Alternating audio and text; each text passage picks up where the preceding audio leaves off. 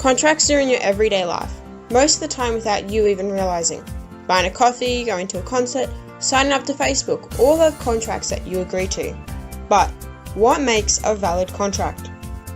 For starters, an intention to make a legally binding contract must be present. Most of the time, this doesn't include agreements made within your family. In the case of Balfour v. Balfour, on a trip to England, the wife fell sick and was unable to travel. Agreeing to pay her £30 a month, her husband travelled back home while the wife remained in hospital. However, no money was transferred. In this case, due to it being an agreement made within the family, the court found that it was invalid. Once intent has been made, an offer must be in place, made by the offerer to the offeree. If the offer is accepted, the offeree will be bound to the contract in all of its terms and conditions. Sometimes during the offering process, a counter-offer can be made, cancelling out the original offer and setting a new line of terms and conditions. Another exemption of an offer are things like advertisements, as they usually don't count as offers, but what we call an invitation treat.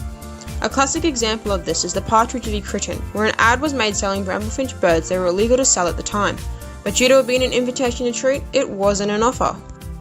Once the offer has been made, acceptance of those terms and conditions by the buyer, whether it be oral or written down, are then carried out. The agreement must mirror the offer made, or legal pursuit can be carried out. Finally, consideration must be made. This is where each party supplies the agreed upon terms and follows the contract's agreements. One of the most important sections of contract law is capacity, and that's exactly what I'm going to talk about.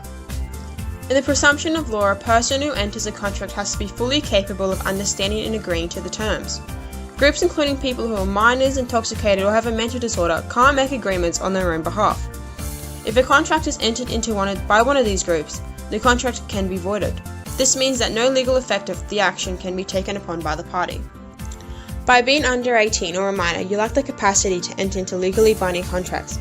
However, like everything, there are exceptions.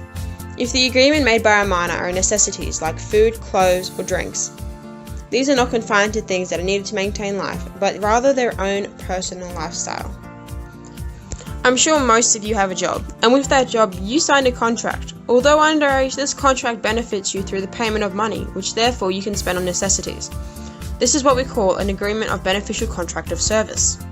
If a contract is classified not to be beneficial or necessary, it can still be binding if it is a long-term agreement that is planned to be confirmed or ratified when you turn 18. An example of one of these exemptions is Nash v. Inman. Inman, a Cambridge undergraduate student, with amongst other things bought 11 fancy waistcoats. Inman was a minor who was already adequately supplied with clothes by his father. When Nash, the shopkeeper, claimed the cost of these clothes, Inman sought to rely on lack of capacity and succeeded at first.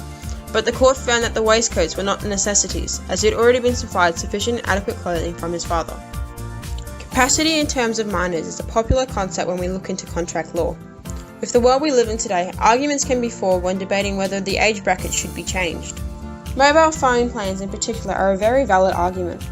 For these, you have to be over 18 to get into one of these plans, but kids as young as 10 have mobile devices with data plans on them. Currently, New South Wales is the only state that has granted the right for minors to enter into all manners of contractual relationships. This is done via the Minors Property and Contracts Act. The rest of Australia? Too bad, your parents are in charge of that. A solution to this issue is if the Australian government was to make a federal law similar to New South Wales where minors could enter into contracts that relate to their necessities and aid their lifestyle. This means that you would have full responsibility for the things you choose to do on your phone and with your life. Well, that's capacity for you. You've learned about the basics of contracts and what there is to know about capacity and the rules about being your age. This is Law Learning. See you next time.